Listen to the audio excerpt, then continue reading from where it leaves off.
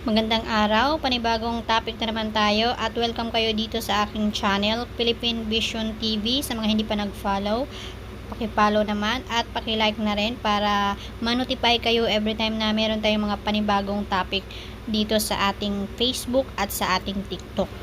So ang topic natin ngayon ay patungkol ito kay former President Rody Duterte, dahil usap-usapan na naman ngayon at nakita ko sa post mismo sa kanyang page na galit itong si former President Duterte kay PBBM. So bakit kaya siya nagagalit dito, na maganda naman yung pamamalakad niya dito sa ating bansa, at sinabi pa nga niya dito na hindi siya magsusorry dahil daw yan sa kagagawa ni PBBM.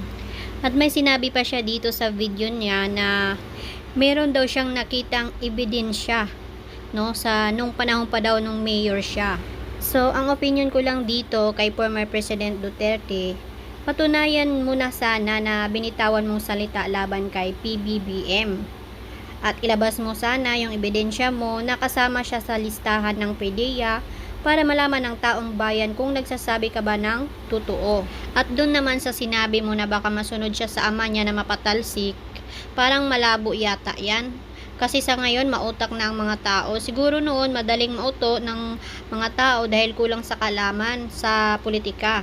Pero ngayong uso na ang social media, doon sila mismo bumabase kung sasama ba sila o hindi. At opinion ko naman dito kay Pangulong Bongbong Marcos, okay naman yung pamamalakad niya sa ating bansa. Saludo po ako sa ating Pangulo dahil ginagawa niya yung tama para sa ating bansa.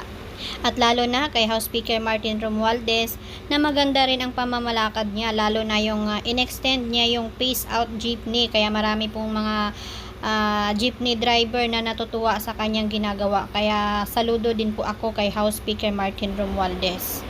Tanong lang, former President Duterte, ano ba kayo ni Peter Lim?